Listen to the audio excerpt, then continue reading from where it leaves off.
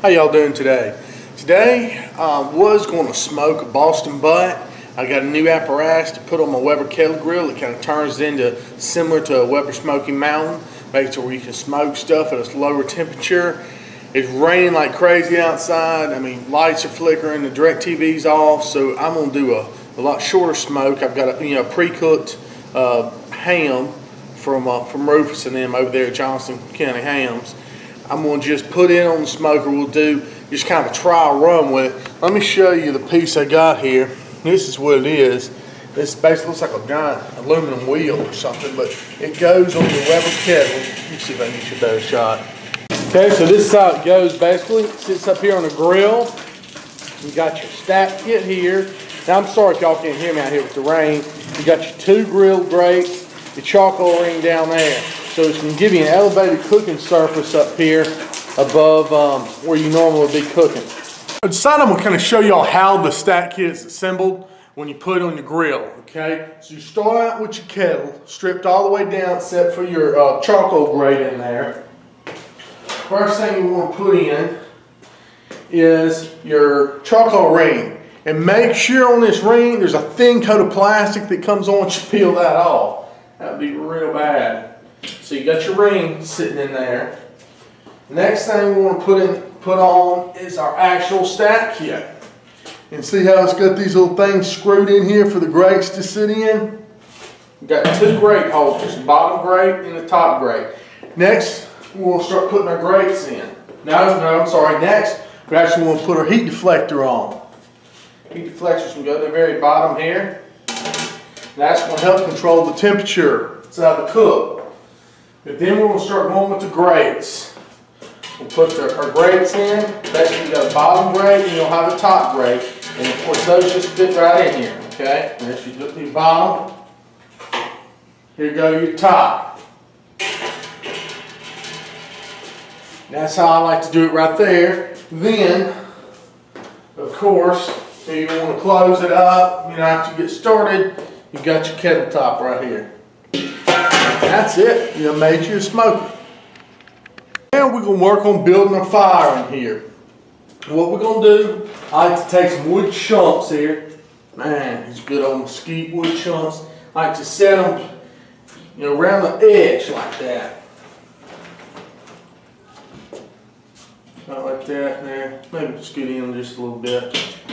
Do these larger chunks. Just like this. That'd be good for the smoke. I'm going to take my charcoal. For this demonstration, I'm going to use briquettes just because they burn just a little bit more evenly. And we're just going to pour about 10 pounds of charcoal in here over everything. Alright, see there? It all spread out nice over the coals. Now next, what we're going to do is I'm going to take my chimney. And I'm going to pick out these charcoals right here in the middle. We're going to make a hole, okay? I'll pick out 30 or so pieces of charcoal just to make an indentation there in the middle. Now I made that little hole right there in the middle. So you zoom in there just a little bit somehow. Okay, I got the rest here in this chimney. And we're going to start these pieces of charcoal here in the chimney. While that charcoal's catching out there, we'll go inside and get the food ready. First thing I'm going to put on there is I got this spiral cut ham here by Johnson's Hams over there. I'm going to take this little knife here. I got this little Schrade ceramic here. This is a really nice knife. I like this one. This is the SCH401L. So go ahead and just kind of, you don't really have to score it because this thing's already cut. See, it's pre-sliced. And it comes with this little packet of goobly goop here. What's it say? Glazing. Okay. Prepare glaze 10 minutes prior to product being completely heated. Okay, so this ham's already cooked, but we're just reheating it. I'm gonna put a little bit of this rub on here. I got this June bug rub here from a friend here in Jackson. He makes this, named this stuff. This is good stuff here. Named after one of his kids. I'm gonna be using this barbecue sauce too. But we'll just put some of the good old June bug on here because I didn't have very much left. I think that'll go well with this ham. We'll just turn them over. June bug him up on this side too. Take this ham and I'll put it on the top grate. Next we got this chicken here. You know what's going to go on my chicken. This slippery chicken rub, slippery chicken barbecue, mango chipotle. This stuff is awesome.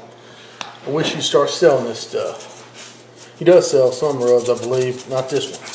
This is a members only, friends only rub. This stuff is wonderful.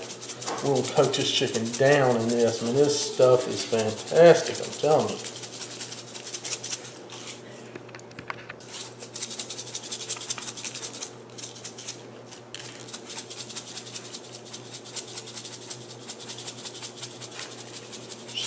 Chicken. This chicken's gonna go on my bottom grate. Look, I don't have a clip to hold one of my temperature probes on the grate, so what I'm gonna do, I'm just gonna take like a little sacrificial onion here. I'm just gonna cut this in half, and I'll show you how we'll use this to hold the temperature probe on the grate. Here's what I'm gonna do. I'm gonna take one of these temperature probes and take a piece of onion here. I'm just gonna push it. Let's see how the best way to do this. Push it right here through the onion. Get a hold of it. See how that temperature probe's pointing up like that? That'll get my temperature right down there. I'm only going to use one ambient temperature probe, so it'll be kind of between the grates. I think that's a good idea for that. Then I'm going to insert another probe into one of the pieces of chicken. That probe there into the thick piece of the chicken breast. Right here with the ham, I'm going to put a probe in the ham. Try to get it right down there toward the middle. Okay, so we're all probed up here. I'm going to carry this whole shooting match out. We'll put it on the grill. Alright, now we're going to put the fire to it. So what we're going to do is we're going to pour this right in that middle hole there. Actually put a little piece of hickory there, mesquite there too. Put that right there in the middle. Take up that space. And what that's going to do, it's going to slowly light the rest of the charcoal. So it'll give us enough for a long smoke and just enough heat, what we need. There's a name of this method, I can't think of what it's called, but this is the way I like to do it. I'm fixing to put on the Cajun Bandit BBQ stacker. Oh shoot, there we go. That's good. Well, I didn't knock anything off there. Make sure it's on there flush. Then we'll get my probes and figure out what's what here. Get all that situated. Got all that going, then we're about to put the top on and get the iGrill 2 kicking. What I'm going to do now, I'm going to get over here and mess with the bottom damper on the grill, not the top. He said leave the top open. We'll shut it just a little bit and see how it does as far as adjustment. Just trial and error, poke and play here. All right, y'all, typically you don't want to open up your smoker, during the smoke, but I wanted to add these toward the end. This is some crawfish boudin. Oh man, it's going to be really good. Since these are fully cooked, and I had to thaw them out anyway, we're going to go ahead and add them now here in the next few minutes to that top part of the grill. Alright, so we're going to take the lid off here real quick and put on this crawfish boudin. Oh wow, everything looks great, man.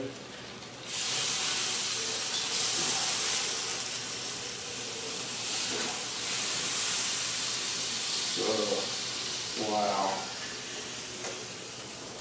That looks awesome.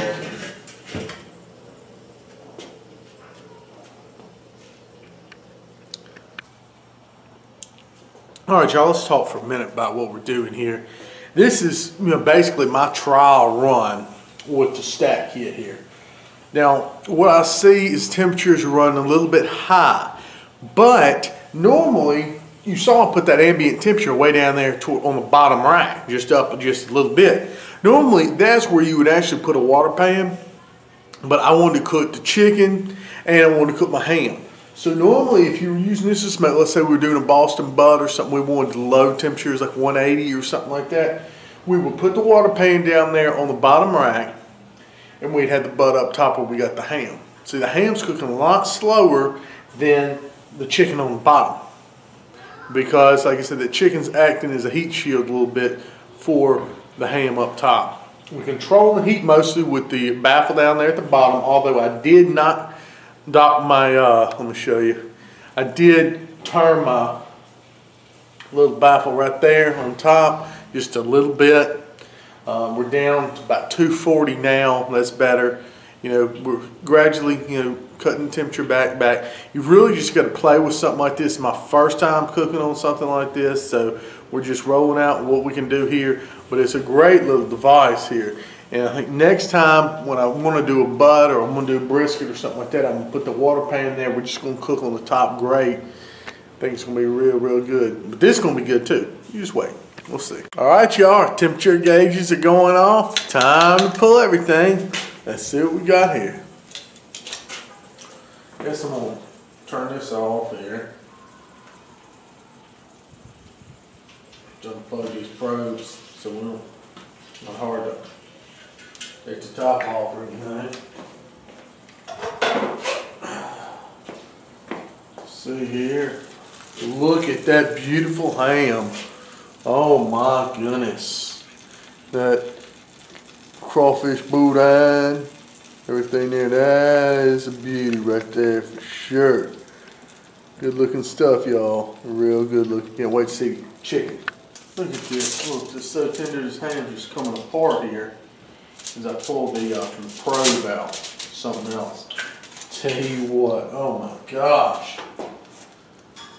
Yes sir, yes sir. Get this whole ham off of here. It'll come off without coming apart. Rufus, and then they cut this one well. That's nice. They get a good spiral slice to it. Go ahead and put that there on the plate. Oh my gosh, I can see these chickens. I'm telling you, they're magnificent. I mean, just a beautiful mahogany bright. Look at that. Look at that. It's just gorgeous. Picture perfect here on this Cajun Bandit stack kit. That is wonderful. Get that old smoked onion off there. That's some good food right there, y'all. That's beautiful. Look at that plate. I'm telling you what. That is something else. I'm very pleased with that. Alright, y'all, let's give this stuff a little bit of taste test here. First, man, I gotta taste this ham, and this ham looks fabulous. Look at that stuff. I mean, double smoked ham. Can't beat something like that. Man.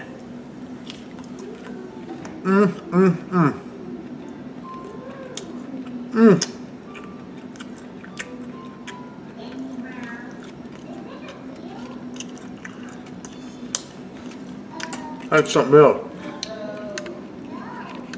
Try to cut in a piece of this chicken here. Look at that. Oh my gosh, y'all. Look at that. Look at the juice. And that bark there on that chicken. That's some gorgeous stuff. And then just what I'm going to do, I'm going to get this piece right here with the skin on it. Everything else, we're going to give this a try. Oh, wow.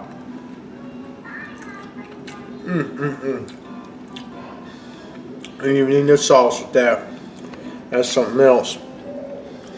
Last but not least, let's try a little piece of this crawfish boudin. Man, look at that stuff. Oh wow. Oh yeah.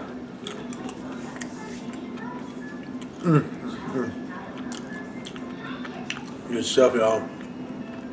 That's right. Once you go on these stack kits, man, I don't think I went wrong with that at all.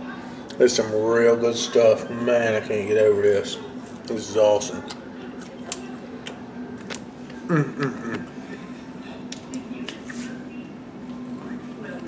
want to thank y'all for watching. And please do go to the subscribe button if you like my videos. Subscribe. Got many more videos coming, y'all. I appreciate all my viewers. Y'all subscribe and check it out. I have some more videos coming. Like I said, this is that Cajun Bandit stack kit I got. It worked real well on my Weber kettle. Next time I'm going to do it a little bit different too with the water pan. I'm going to try to do a pork butt or something like that. Y'all, I'm telling you what, this food, that's wonderful right there. Great stuff. Alright, y'all. We got that ham and chicken going outside on the low and slow. I wanted to show you a little bit more here inside where you can see a little bit better maybe. about how to use this iGrill app and set your presets and everything. Let me get it to where you can see something here. Let me see. I might have to adjust the camera a little bit. I don't know if y'all can see that or not. Okay, basically here's that probe right here, that probe 2. Now this is the probe with the ham. So we're gonna click right here. It says set preset. We're gonna go all the way down. See, it's got all these presets saved. You could do a custom one too. But see, in pork here, ham cooked, 140 degrees. That's the preset we want to use. Like I said, I'm not sure if y'all can see this or not. We're gonna click that, and now see it set a preset. It'll give us an alarm when that happens. Go down here to the chicken, and we'll select fish, pork, lamb, chicken. Boom, 165. So now we've got our alarm set. When our proteins are ready, we got our ambient temperature there, just hovering around 256. Just kind of wanted to show you a little bit how to use this iGrill. And while it's all out there smoking, we get to sit in here and have some pops. That's what I'm talking about. Put the lid on. The vents open all the way. Should fit down there. Turn this on when we get the kick started. Go ahead, turn the iGrill on.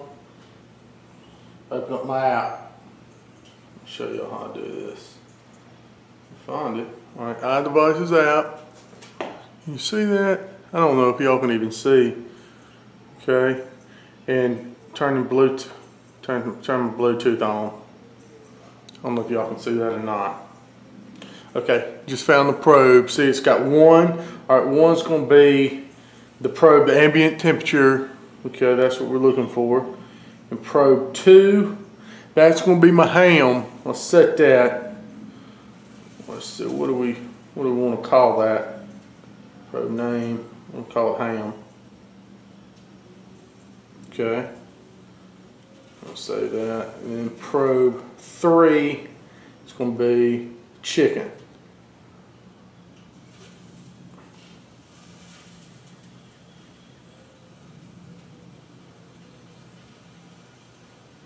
I'll say that. All right, so we got a hot temperature in there. What we're going to try to do here in a minute, I'm going to go ahead and mess with these bottom dampers, and we'll try to get the temperature down a little bit. Okay, let's get all this organized now. One, I want to be the ambient temperature.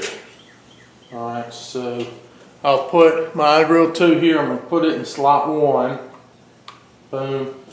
2, I'm going to make it the ham. Put that in slot 2. Boom. 3, we're going to make it the chicken. I'll put that in slot 3. Okay, we'll stick that on here for right now. Magnetic deal.